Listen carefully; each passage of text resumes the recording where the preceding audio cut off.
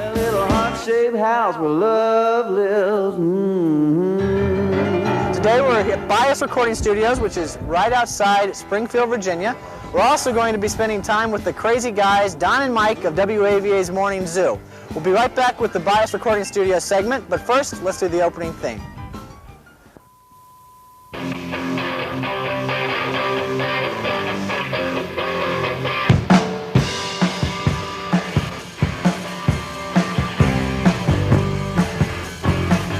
What do you do? What do you do? Do you tend to bar? What do you do? What do you do? Do you fix a car? What do you do? What do you do? Fly in a balloon? What do you do? What do you do? Do you draw cartoons?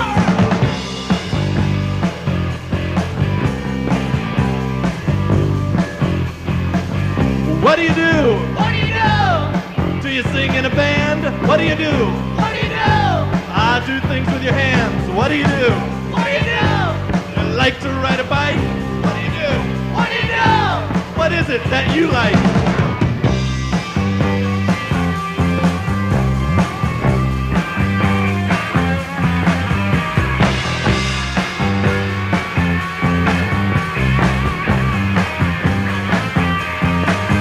What do you do? Do you snap a shot? What do you do? What do you do? Cook until you drop? What do you do? What do you do? Like to collect stamps? What do you do?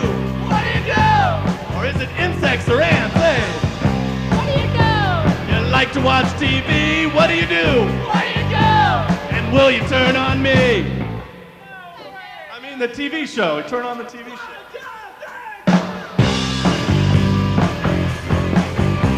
So sit down and relax, as here we go with the show. It's always asking you, what do you do?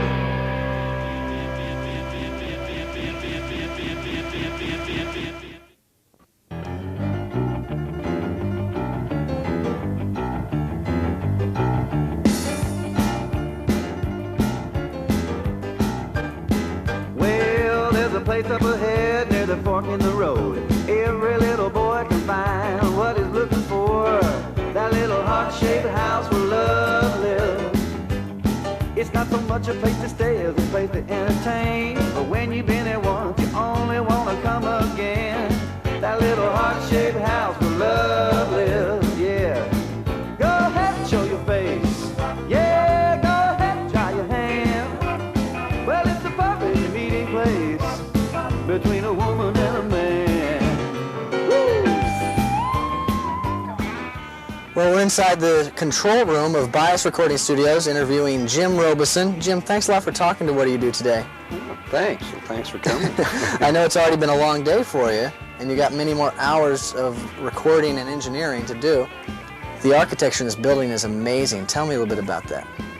The ISO room, the drum booth, just the rhythm room and the piano. Underneath, first off, the building's on this big slab of concrete, and underneath that there are components that sit, they all touch, but there's rubber and some other soundboard things that sit there, and then we poured concrete where we knew where the piano was going to be, so there's a separate slab for the piano sits on, so that if when the dump trucks roll over there and hit that hump, it doesn't get transmitted into the piano mics. If the bass and the drummer sits in there, and it floats too, so when he's really rocking, the kick drum isn't vibrating a mic stand 2 feet away. It's amazing. You can stand out there, and the slot's only about that far away, and you can stand there and jump in the drum booth or on the piano thing and not feel it, across that. Wow. So, and you don't get that low-end transmission of things that will cause you problems in recording. Was this studio made specifically for a recording studio, this building? This building used to be a 4-track studio with a pressing plant in the back. How many years ago was that? We moved in here in 1980. We opened up May of 80, but it took us, I believe, about a year. I had just come to Bias just a little bit prior to moving in here. What's the difference between an engineer and a producer? There's a big difference. There's a lot of producers that aren't engineers, and there's a lot of engineers that aren't producing. The engineer, just the basic engineer, is to get it to tape and not be really creative. I mean, just make sure that it gets to tape without distortion and it sounds like it does at the source. Unless you're going for a certain sound, like there is a certain sound you like and you want to try to make that snare drum sound that way before it even goes to tape, you do that. Then the producer, there's a wide range where the producer can just walk in and the producer just producing the session, make sure everybody stays within the budget and that everything's in tune and tempo-wise, nobody's playing in front of or behind the beat of thing. A producer can also be the one that selects the songs, goes to the rehearsals prior to coming to the studio, making sure everything's worked out.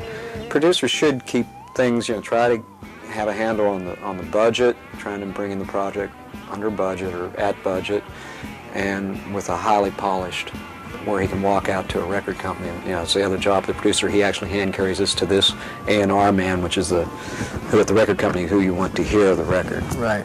You do both, don't you? Mm-hmm. Because we all do here at Bias. Everybody does. I'm sure people call you up and say, let's record a song, and it's a 3-minute song. Maybe they expect that it's only going to take 3 minutes. So we get a lot of these calls. It's only 3. Why is it taking more than an hour to do? Yeah. It gets real involved because what we'll be doing today is we record to a multi-track, 24 tracks, and we have to get everything right there on the bass. We're doing a rhythm section thing today, so we got to make sure the drummer and the bass player and the piano and the guitar player are all real good. And once we do that, we come through this console here, from the mics to the console to the machine, and we cut it to the multi-track. If there's anything wrong at any point, we can go back and fix just one note or a whole phrase at a time. And say like the bass player messes up, we can fix that one note that he hit wrong. So you're like that. You're a 24-track analog recording studio. Right.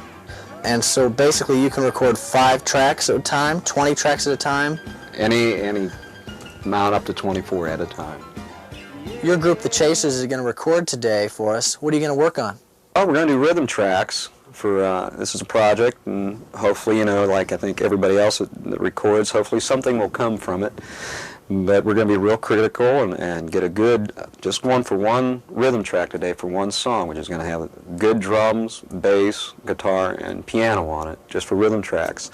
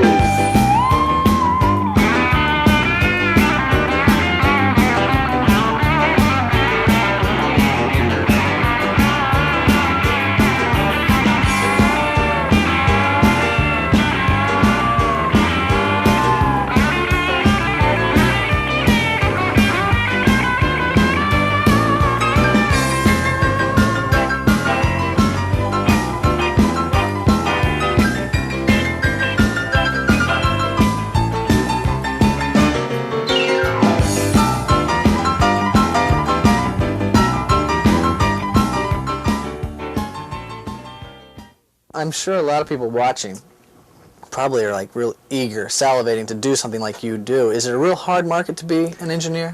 Yeah, it's financially it's no good. Even freelance, unless you're in New York or Nashville or LA, it's real hard. And still, is not a whole lot of money. Once you become a producer or something like that, I think there's money. There's only a certain amount of time you can sell a day. There's only a certain amount. In this, where we're at in this area, you can't charge the $250 an hour and $50 an extra for, I want to put this effect on the thing. There are studios in the big cities that charge you for every little thing that's done, where here you come in, you get everything, you buy the tape. We can start out here, we can do everything from the actual recording of just a single voice, reading a voiceover, for radio.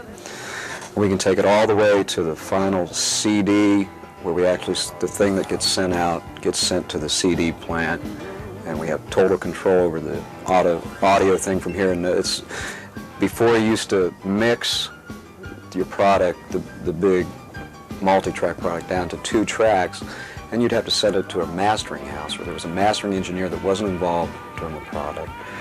And A lot of times it would take time to get things corrected because they'd get it, they'd do their thing, then you have to prove it back here and say, oh, well, it sounds great, but it's not quite what we want. It doesn't sound quite the same as when it left here.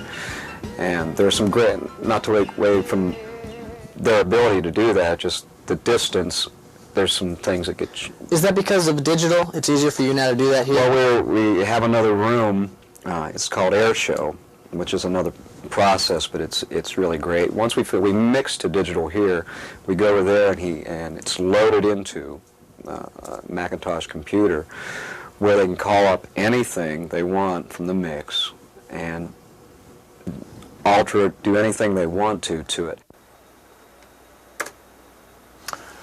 Hi, I'm David Glaser, and this is Air Show, and I'm going to demonstrate how we prepare tapes for release on compact disc. The main tool that we use is an editing computer. And instead of using tape, the music is transferred into our computer, and we could play material right from our computer disc and stop it and move to any other part of our sound file.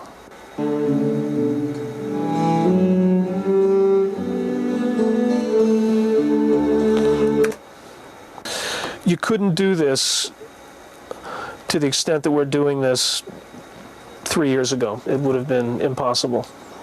And the technology is constantly changing. What I have in here is a drum track that consists of about a 3-second recording of a drum set, and it's divided into little pieces like this,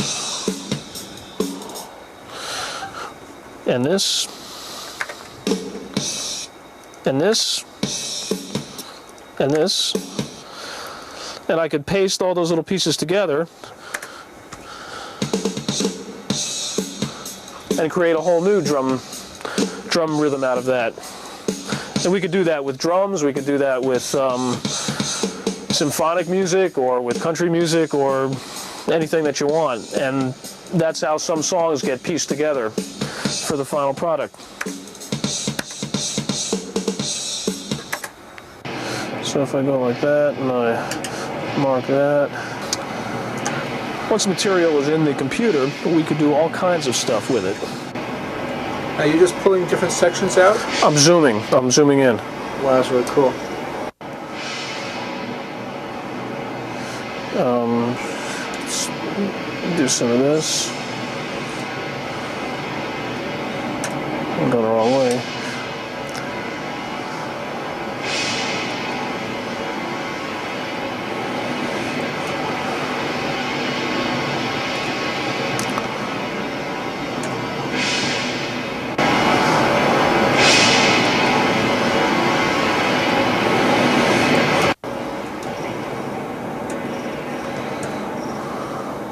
Now we're looking at, that's 2 frames, that's one frame.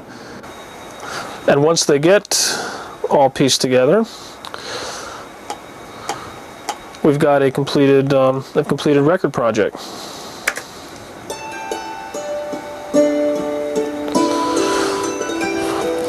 And this will be played out to a master tape and sent off to the CD plant. So there is no loss of quality using the digital process. No loss of quality with the digital process, and once the material is recorded to digital, it stays digital until it comes out of the customer's speakers when they're listening back to their CD. The tape that the compact discs are made from is it's essentially a videotape that has the digital audio recorded onto where the video would normally go. And this is a project about an hour long, and this is the required standard for compact disc mastering. Well, it's been a great day here at Bias Recording Studios. Jim Robeson is doing the final mix down right now of what we've recorded. We're going to go over to WAVA in just a moment. Enjoy the rest of the show.